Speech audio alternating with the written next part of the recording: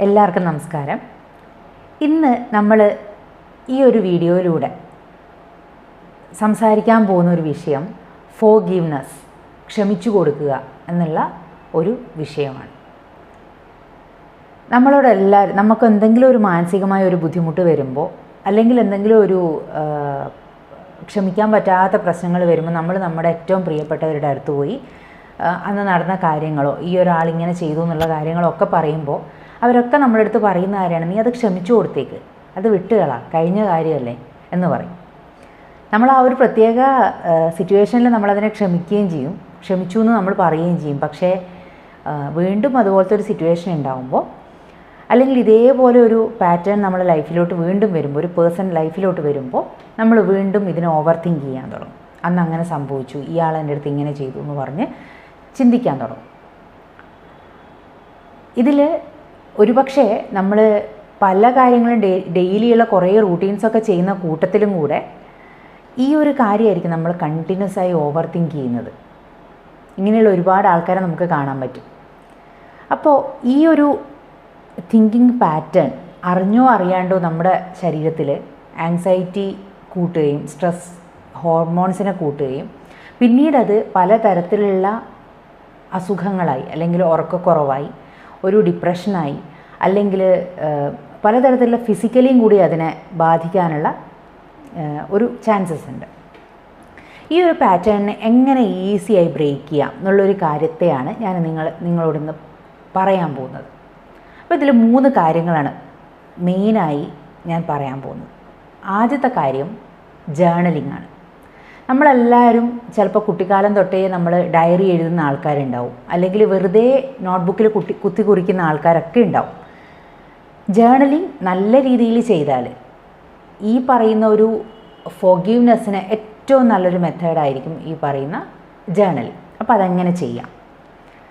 ആദ്യം നിങ്ങൾ ചെയ്യേണ്ടത്, ഒരു നോട്ട്ബുക്കിൽ നിങ്ങൾക്ക് പെയിൻ തന്ന ആ ഒരു സിറ്റുവേഷനെയോ അല്ലെങ്കിൽ ആ ഒരു പേഴ്സണെയോ കുറിച്ച് ഡീറ്റെയിൽഡ് ആയിട്ട് എഴുതാൻ ശ്രമിക്കുക. ഈ ഒരു കാര്യം ക്ലിയറായി എഴുതിയ ശേഷം അതിനെ 1-2 തവണ വായിക്കുക. വായിച്ച ശേഷം വായിക്കുമ്പോൾ പലപ്പോഴും നമുക്ക് ഫീൽ ചെയ്യുന്ന കാര്യം, നമ്മുടെ ഭാഗത്തും ചില തെറ്റുകൾ ഉണ്ടായിട്ടുണ്ട്. നമ്മൾ ഒരു തരത്തിലും ജഡ്ജ് ചെയ്തുകൊണ്ടാവരുത് ആ ഒരു നോട്ട് എഴുതുന്നത്. അത് വേറെ ആരെയും കാണിക്കാനോ അല്ലെങ്കിൽ അത് കാണുമെന്നുള്ള പേടിയോടുകൂടിയോ ഒന്നുമല്ല. നമ്മൾ എന്താണോ അന്ന് സംഭവിച്ചത്, ഈവൻ നമ്മൾ പറഞ്ഞ വാക്കുകളടക്കം അതിനെ ഡീറ്റെയിൽഡായി അവിടെ എഴുതി കഴിഞ്ഞ് അതിനെ വായിക്കുമ്പോൾ ഒന്നും കൂടെ നമുക്ക് കാര്യങ്ങൾക്ക് വ്യക്തത കിട്ടും. ചിലപ്പോൾ നമ്മുടെ ഭാഗത്തും അത് തെറ്റുണ്ടായിട്ടുണ്ടാവാം, നമ്മളും പെർഫെക്റ്റ് അല്ല, നമുക്ക് തെറ്റുണ്ടാവാം. അപ്പോൾ ആ ഒരു രീതിയിൽ അതിനെ വായിക്കുക. ഇനി അത് വളരെ സില്ലിയായ ഒരു കാര്യമായി നിങ്ങൾക്ക് ഫീൽ ചെയ്യുന്നു എങ്കിൽ അതിനു വേണ്ടി ഒരു പോസിറ്റീവ് എഫർമേഷൻ അവിടെ എഴുതുക. ഈ ഒരു നെഗറ്റീവ് ഫീലിങ്ങിനെ ഞാൻ ക്ഷമിച്ചു എന്നുള്ള രീതിയിൽ പോസിറ്റീവ് എഫർമേഷൻ എന്ന് വെച്ചാൽ ഒരു സിംഗിൾ സ്റ്റേറ്റ്മെൻറ്റായി അതിനൊരു മന്ത്ര പോലെ, നിങ്ങൾക്കത് മലയാളത്തിലാണോ ഇംഗ്ലീഷിലാണോ ഏത് ഭാഷയിലാണെന്നില്ല, നിങ്ങൾ ഏത് ഭാഷയാണോ കൺവീനിയൻ്റ് ആവുന്നത് ആ ഭാഷയിൽ അതിനെ എഴുതാൻ ശ്രമിക്കും. അതാണ് ഒന്നാമത്തെ കാര്യം.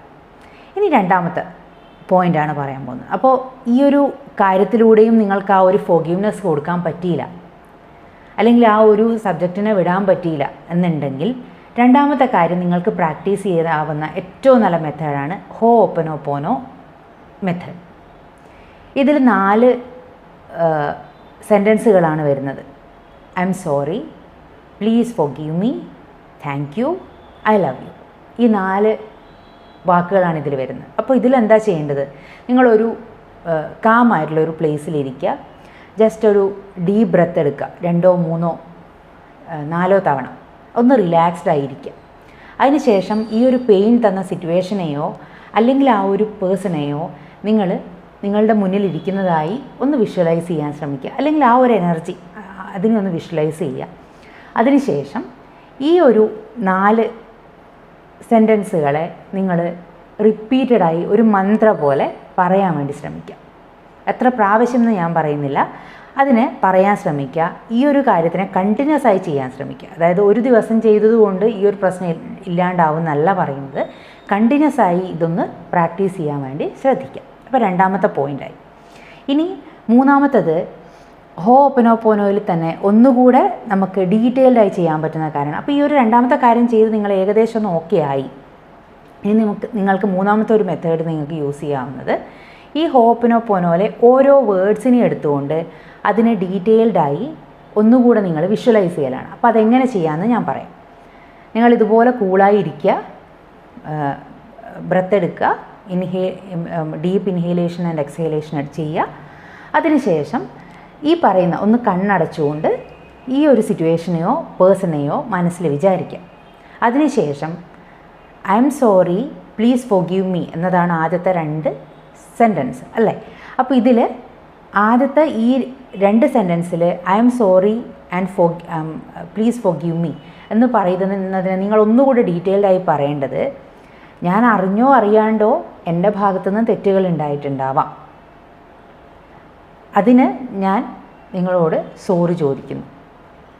അതുപോലെ നിങ്ങളും എനിക്ക് പലതരത്തിലുള്ള പെയിൻ തന്നിട്ടുണ്ട്, പക്ഷേ അതെനിക്ക് കംപ്ലീറ്റായി ഫോർഗീവ് ചെയ്യാൻ കഴിയും. എന്തുകൊണ്ടാണ്?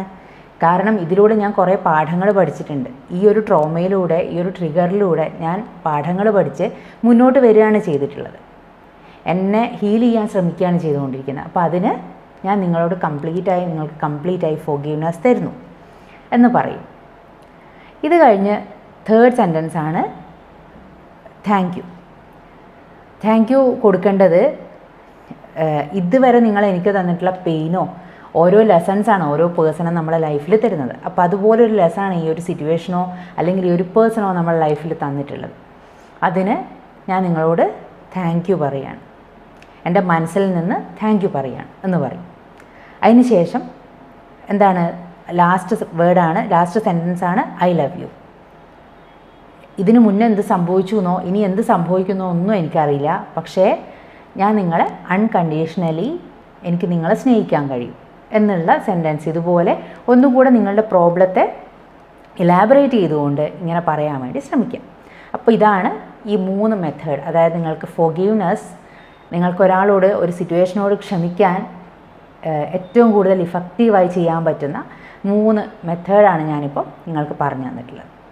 ഇതിനെ ലൈഫിൽ നിങ്ങൾ പ്രാക്ടീസ് ചെയ്യാൻ ശ്രമിക്കുക. ഒരുപാട് ട്രോമാസിനെ നമ്മുടെ മനസ്സിൻ്റെ ഉള്ളിൽ വെച്ച് അത് ബുദ്ധിമുട്ടാക്കാണ്ട് എത്രയും പെട്ടെന്ന് ആ ഒരു പാറ്റേണിനെ ബ്രേക്ക് ചെയ്യാൻ വേണ്ടി ശ്രമിക്കുകയാണ് ചെയ്യേണ്ടത്. അപ്പോൾ ഇത് പ്രാക്ടീസ് ചെയ്യുക. Thank you.